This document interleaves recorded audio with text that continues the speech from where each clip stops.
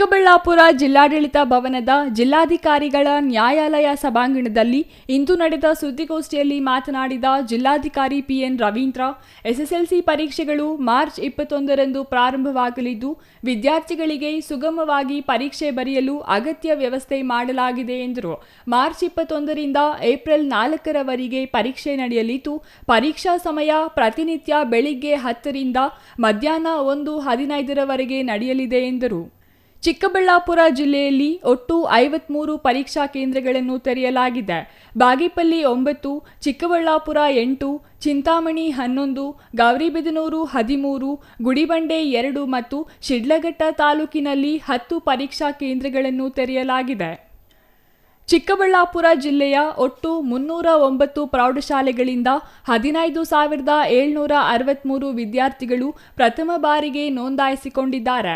ಇದರಲ್ಲಿ ಸರ್ಕಾರಿ 6,541, ವಸತಿ ಶಾಲೆಗಳ 1,032, ಅನುದಾನಿತ ಶಾಲೆಗಳ 2,762 ಮತ್ತು ಅನುದಾನ ರಹಿತ 5,428 ವಿದ್ಯಾರ್ಥಿಗಳು ನೋಂದಣಿಯಾಗಿದ್ದು, ಇದರಲ್ಲಿ 7,794 ವಿದ್ಯಾರ್ಥಿಗಳು ಮತ್ತು 7,969 ವಿದ್ಯಾರ್ಥಿನಿಯರು ಇದ್ದಾರೆ ಎಂದರು.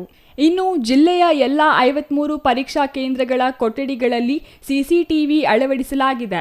ಅಲ್ಲದೆ ಮುಖ್ಯ ಅಧೀಕ್ಷಕರ ಕೊಠಡಿಯಲ್ಲಿ ಸಿಸಿಟಿವಿ ವೀಕ್ಷಣೆಗೆ ವ್ಯವಸ್ಥೆ ಮಾಡಲಾಗಿದೆ. ಎಲ್ಲ ಪಂಚಾಯಿತಿಯ ವಿಸಿ ಹಾಲ್ನಲ್ಲಿ ನಿಯಂತ್ರಣ ಕೊಠಡಿ ಸ್ಥಾಪಿಸಲಾಗಿದೆ.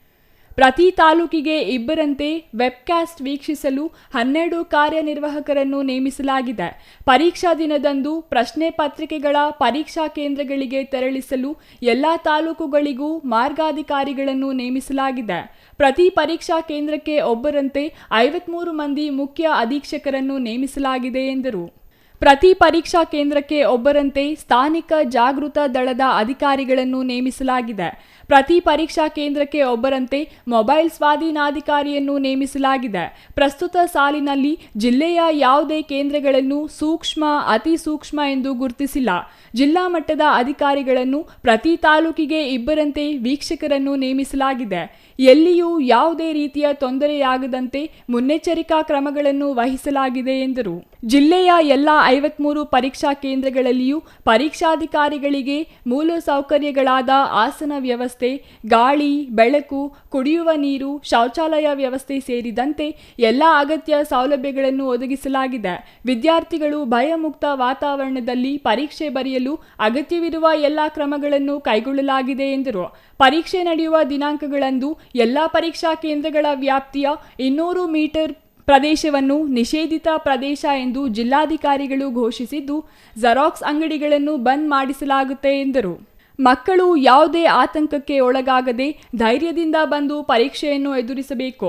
ಅಲ್ಲದೆ ಜಿಲ್ಲೆ ಈ ಬಾರಿ ಮೊದಲ 5 ಸ್ಥಾನಗಳಲ್ಲಿ ಸ್ಥಾನ ಪಡೆಯಬೇಕು.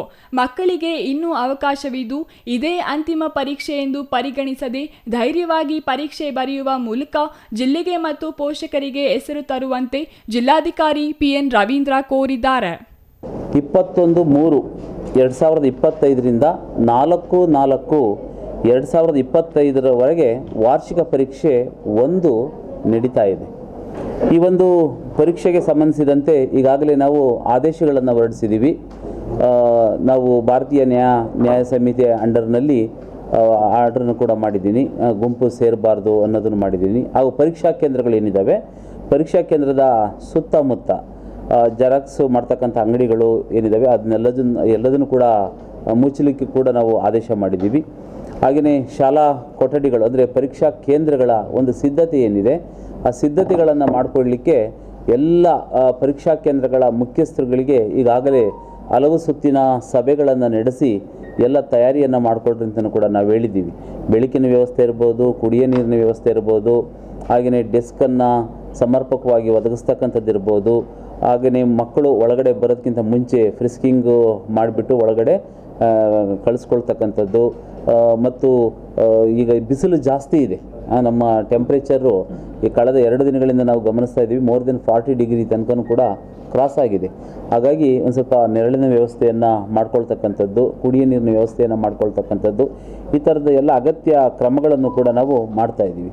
ಚಿಕ್ಕಬಳ್ಳಾಪುರ ಜಿಲ್ಲೆಯಲ್ಲಿ ಒಟ್ಟು 53 ಪರೀಕ್ಷಾ ಕೇಂದ್ರಗಳನ್ನು ನಾವು ತೆರೆದಿದ್ದೀವಿ. ಈ ಬಾರಿ ರಚನೆ ಮಾಡಲಾಗಿದೆ.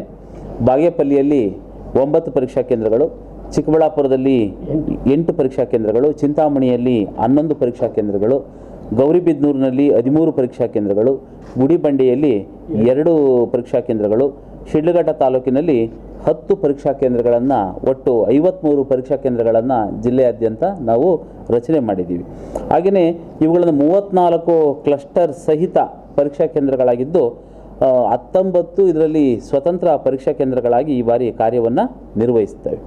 ಚಿಕ್ಕಬಳ್ಳಾಪುರ ಜಿಲ್ಲೆಯಲ್ಲಿ 309 ಪ್ರೌಢಶಾಲೆಗಳಿಂದ 15,763 ವಿದ್ಯಾರ್ಥಿಗಳು ಪ್ರಥಮ ಬಾರಿಗೆ ಪರೀಕ್ಷೆಯನ್ನು ಬರೀಲಿಕ್ಕೆ ನೋಂದಾಯಿಸಿಕೊಂಡಿದ್ದಾರೆ.